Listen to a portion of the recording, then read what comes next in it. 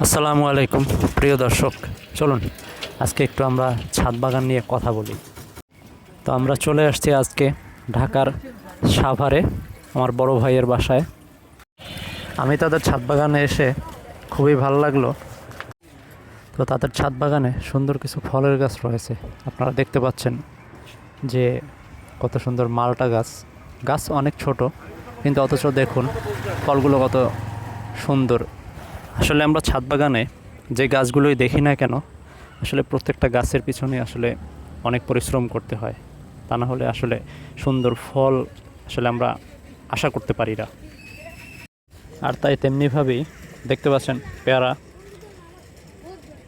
অসাধারণ পেয়ারা ধরছে। আর বিশেষ করে আপনি যেই গাছটি লাগান না কেন, আসলে ওটার প্রপার যত্ন নিতে হবে। তো আপনি যদি আসলে যত্ন না নেন, সেক্ষেত্রে কিন্তু আপনি ভালো ফলন কিন্তু আশা করতে পারেন না।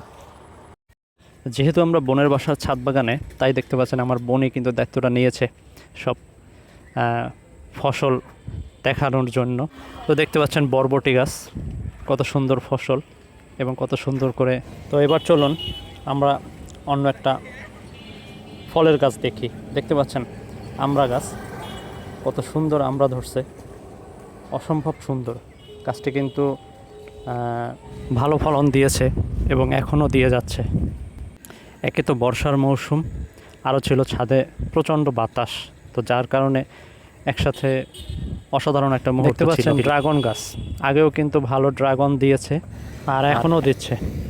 তারপরে আসুন আরেকটা গাছ দেখি, ঢেঁড়স গাছ, কত সুন্দর ফসল দেখুন।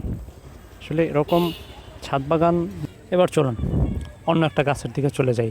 দেখতে পাচ্ছেন এখন ছবেদা গাছ, কত সুন্দর ছবেদা দেখুন। এরকম কিন্তু সচরাচর আপনারা আসলে ছাদ বাগানে নিজেরাও যদি চাষাবাদ করেন, তাহলে আপনারাও কিন্তু একটা ভালো ফলন পেতে পারেন।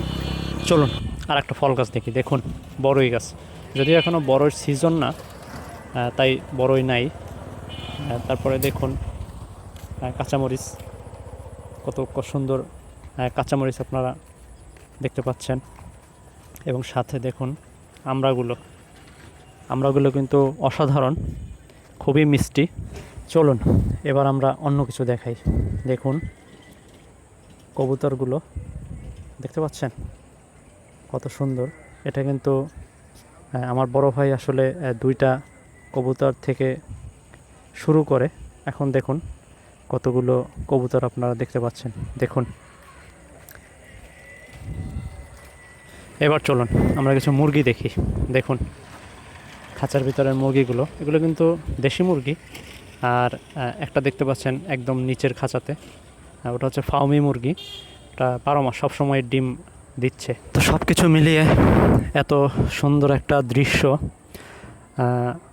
আমার বড় ভাই দেখিয়েছেন। তো আসলে তাকে অসংখ্য শুভেচ্ছা, এবং তাদের সাথে ঢাকাতে সময় কাটানোটা ছিল খুবই খুবই সুন্দর, অসাধারণ একটা মুহূর্ত। আসসালামু আলাইকুম।